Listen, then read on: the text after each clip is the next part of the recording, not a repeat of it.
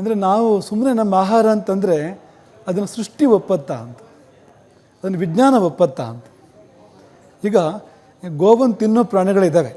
ಉದಾಹರಣೆಗೆ ಹುಲಿ ಇದೆ, ಹುಲಿ ಗೋವನ್ನು ತಿನ್ನುತ್ತೆ. ಅದನ್ನು ಶಾಸ್ತ್ರ ತಪ್ಪು ಅಂತ ಹೇಳಿಲ್ಲ, ಸಂಸ್ಕೃತಿನೂ ತಪ್ಪು ಅಂತ ಹೇಳಿಲ್ಲ. ಯಾಕೆಂದರೆ ಹುಲಿಗೆ ಕೋರೆ ಹಲ್ಲುಗಳಿದೆ, ನಮಗಿದೆಯಾ ಆ ಥರ? ಅದ್ರ ಉಗುರುಗಳು ಹೇಗಿದೆ ಹುಲಿದು, ಆ ಥರ ಇದೆಯಾ ನಮಗೆ?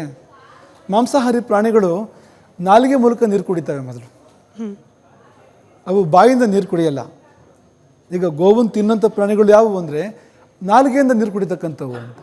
ಬಾಯಿಂದ ನೀರು ಕುಡಿತಕ್ಕಂಥ ಪ್ರಾಣಿಗಳು ಯಾವುದು? ಅವು ಹುಲ್ಲನ್ನು ತಿಂತವೆ ಅಥವಾ ಹಣ್ಣನ್ನು ತಿಂತವೆ, ಅಂಥದ್ದನ್ನು ತಿಂತವೆ ಅಂತ. ನಮ್ಮ ದೇಹ ರಚನೆ ಒಪ್ಪತ್ತ ಅದನ್ನು ಅಂತ. ಈಗ ನಾವು ಸುಮ್ಮನೆ ಉದ್ಘೋಷ ಮಾಡಿಬಿಟ್ರೆ ಸತ್ಯ ಅಂತ ಆಗಲ್ಲ ಅಂತ. ಅನಾಟಮಿ ಅಥವಾ ಸೈನ್ಸ್ ಒಪ್ಪಬೇಕಲ್ವ ಅದನ್ನು ಅಂತ? ಒಪ್ಪಲ್ಲ ಅದನ್ನು ಅಂತ. ತುಂಬ ಸ್ಪಷ್ಟವಾಗಿ ಹೇಳಬೇಕು ಅಂದರೆ ಒಪ್ಪಲ್ಲ ಅಂತ. ಅದರಲ್ಲೂ ಆ ಗೋವನ್ನು ಕೊಲ್ಲಬೇಕಾದ್ರೆ ಅದಕ್ಕೇನು ಚಿತ್ರಹಿಂಸೆಗೆ ಒಳಪಡಿಸ್ತಾರೋ ಆವಾಗ ಯಾವ ಹಾರ್ಮೋನ್ಗಳು ಉತ್ಪತ್ತಿ ಆಗುತ್ತೋ ಅದರಲ್ಲಿ, ಆ ಚಿತ್ರಹಿಂಸೆ ಸಮಯದಲ್ಲಿ ಹಾಗೆ ಬರೋ ಮಾಂಸ ತಿಂದರೆ ಅವನು ಉದ್ಧಾರ ಆಗೋ ಯಾವ ಸಾಧ್ಯತೆ ಕೂಡ ಇಲ್ಲ ಅಂತ. ಅವನೊಳಗೆ ಅಂಥ ಪಾಶವಿಭಾವಗಳೇ ಬರ್ತವೆ, ಅವನೊಳಗೆ ದುಃಖನ ತುಂಬುತ್ತೆ. ಅವನ ಮನಸ್ಸು ಆ ಭಾವಕ್ಕೆ ಹೋಗಬೇಕು ಹೊರತು ಬೇರೆ ಭಾವಕ್ಕೆ ಹೋಗೋಕ್ಕೆ ಸಾಧ್ಯ ಇಲ್ಲ ಅಂತ. ಹಾಗಾಗಿ ನನ್ನ ಆಹಾರ ಅಂತಂದು ಮಾತ್ರಕ್ಕೆ ನಾಳೆ ಒಂದು ದಿವಸ ನಿನ್ನ ಮಗು ನನ್ನ ಆಹಾರ ಅಂದರೆ ಏನು ಮಾಡೋದು? ಹೀಗೆ ಮುಂದುವರೆದ್ರೆ ಇದು. ಈಗ ಮನುಷ್ಯನ ಆಹಾರ ನನ್ನ ಆಹಾರ, ನಾನು ತಿಂತೀನಿ, ಏನು ತಪ್ಪು ಅಂದರೆ ಏನು ಮಾಡೋದು?